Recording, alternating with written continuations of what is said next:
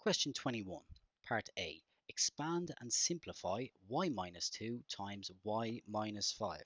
Now, to be honest, at this stage of the paper, question 21, this question is an absolute gift. So make sure you get your 2 marks here. You're going to do the first term by the first term, y squared. The first term by the last term, negative 5y.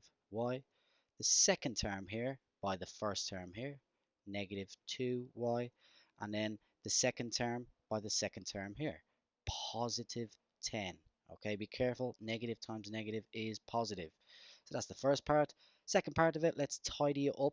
So collecting your like terms, you're going to end up with y squared minus 7y plus the 10. So a handy 2 marks at this stage of the paper. Part B, with a little star, we're asked to prove algebraically that this is an even number for any positive integer of n. So for any positive number.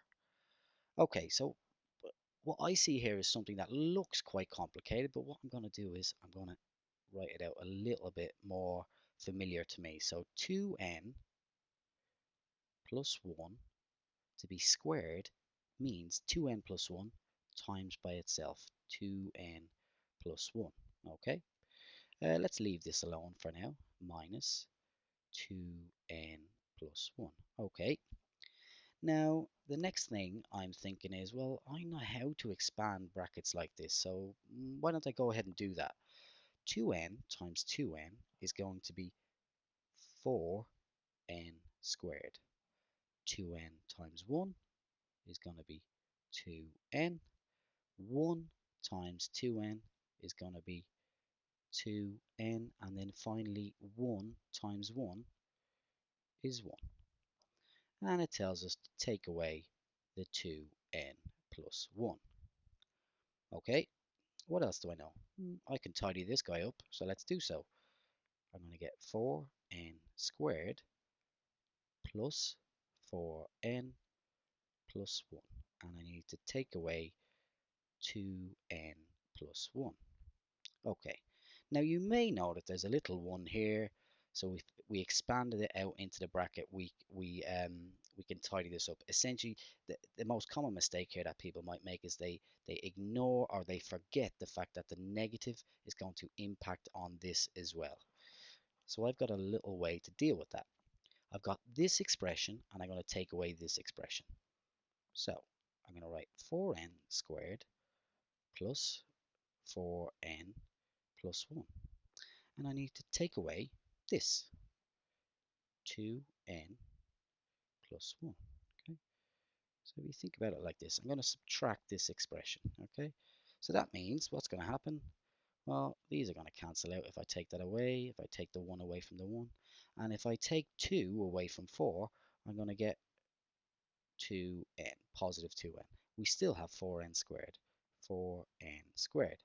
So we've got 4n squared plus 2n.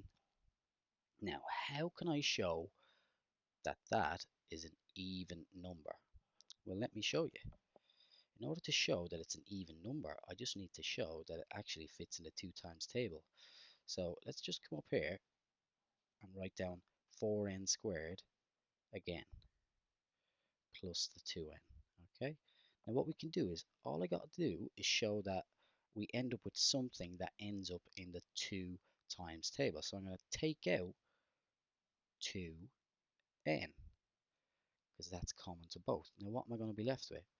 I'm going to be left with 2n here plus 1. Okay, so what is that essentially telling me? This number here, for any number of n, for any value of n that's positive, this is going to be in the 2 times table. Okay, this is going to be in, this must be here, it must be an odd number. So the number outside the bracket must be even, because it's in the 2 times table, and this must be odd, because it's 1 more. It's always going to be 1 more than the even number, because 2n is even.